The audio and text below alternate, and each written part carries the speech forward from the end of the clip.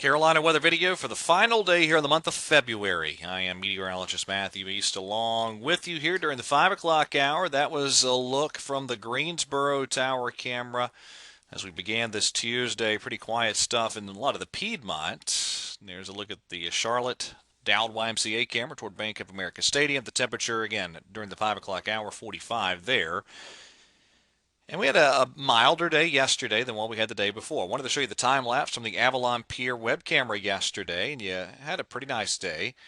And then some clouds, and eventually, as we got into the overnight hours, a few showers working on through. Some of those thunderstorms early this morning rumbling near the coast, which I'll show you in a second. There were our highs yesterday, milder than what we had on Sunday in the Triad viewing area, mainly lower 60s, a little cooler in the foothill areas. Charlotte viewing area, most folks in the low and mid 60s. This morning, warming trend underway. Look at all the warm air off to the west of us, all the way up to Des Moines. It's 50, close to 50 in Chicago, 70 in Dallas and San Antonio.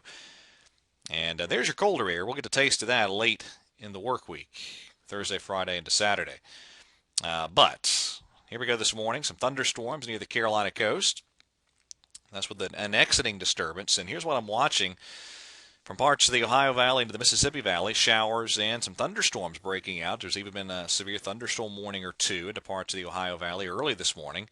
Down to the Mississippi, Alabama, Louisiana, Arkansas, some of these early day showers and storms developing. And watch the high resolution modeling, really aggressive with the coverage of showers and storms as we go through the day today. And it sure looks like a few of those showers and storms could hold together and make it into parts of western North Carolina, if not the northwestern tip of South Carolina too, very late this afternoon and into this evening. This is probably a little bit overdone, but the coverage of rain here on the high-resolution rapid refresh. But you get the idea. Late this afternoon and into this evening, a few showers or storms of possibility as this warm front lifts into the region. Now, pretty big threat of severe weather today in the Ohio Valley, in the Ozarks region, Mississippi Valley.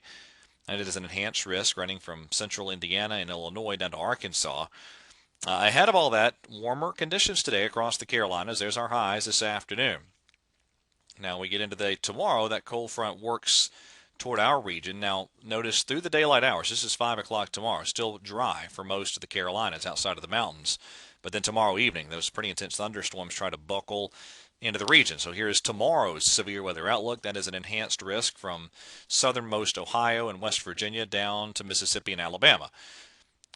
And the slight risk extends through a good chunk of the Carolinas. So probably the greatest severe weather threat remaining west of the mountains, but I do think we're going to have to closely monitor the damaging wind potential tomorrow evening out into the Piedmont. We'll have to watch that closely. Probably some severe thunderstorm warnings required. There's our highs tomorrow afternoon. It will be a very warm day ahead of the storm system. Rain totals tomorrow evening, well, combining what we have today with tomorrow evening, about a half inch in a lot of the Piedmont of the European. GFS is fairly similar. Now, behind this system, much cooler air flows in for Thursday. There's our Thursday high temperature map, and check out Friday, even chillier. Let me show you some of the more detailed modeling here. Here we are today on the European model. There's our next system organizing out west. That sweeps into the eastern U.S. late tomorrow. Following the system, there's the chilly air, 5,000-foot temperatures Friday. Pretty chilly. Now, here we go tomorrow, or actually today first. Here's your chance late in the day. This is the GFS model of a few afternoon or evening showers and thunderstorms.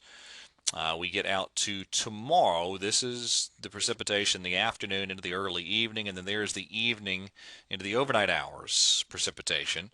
So that area of showers and storms moves through. There's the instability ahead of this system early tomorrow evening, so enough instability there that there will probably be some decent thunderstorms. Following the system, this is, as we get into Thursday, pretty quiet stuff. Friday, chilly. In fact, if you take the raw numbers off the GFS model, this is what it is indicating for highs Friday. Now, there will be a downsloping component to the wind, so these temperatures will be a little bit warmer. The actual highs will be warmer than what you see here with the 2-meter temperatures, but it does look chilly. Highs in the low to mid-50s probably Friday. And I still think a good freeze Saturday morning. These are the GFS low temperatures Saturday, probably not too far off here. So I do think a pretty good freeze for us Friday night into Saturday morning. Still pretty cool. Oh, let me go miss a day here. Still pretty cool on Saturday. Highs in the 50s Saturday afternoon, but then we're back into the 60s on Sunday. Monday, probably back into the 70s ahead of our next system. All right. longer range ideas here. Tell you what, the modeling, at least for now, has been backing off on the idea of a significant shot of colder air again later next week. They're still there to some extent, but not as impressive as what we had before. And here's the reason why. You're seeing on the European ensemble that Arctic oscillation briefly dipping into the negative territory over the next 5 to 7 days, then back toward neutral or positive. The GFS Arctic oscillation from its ensemble is very much the same, kind of easing back toward neutral. The GFS operational run does the same, neutral, negative, then back to neutral or positive, and the North Atlantic oscillation showing a similar trend. So let me show you the Canadian ensemble mean, and these are the 5,000 foot temperature deviations from normal. So this is a good indication of what kind of air mass you have. So this is colder air. This is Friday. So this is our late week cold snap this week. And then this is Thursday of next week. So this is out of the 9th of March. And it is the most impressive of the major models with that shot of cold air now toward the mid to late parts of next work week. But it is kind of backing down. Actually, a lot of the modeling, rather, is kind of backing down from the ideas they had of a big cold shot. We'll see. I still think chillier air mid to late next week, but it looks like even on the Canadian, here we are by the 12th of March. We're back to warmer air for much of the eastern part of the country. So it looks like we continue to be in a pattern that any shots of colder air, they are islands in a sea of warmth that has been a lot of the past 6 or 7 weeks. All right, that is it for the latest edition of the Carolina Weather Video. Thanks for watching. Have a great day, and God bless.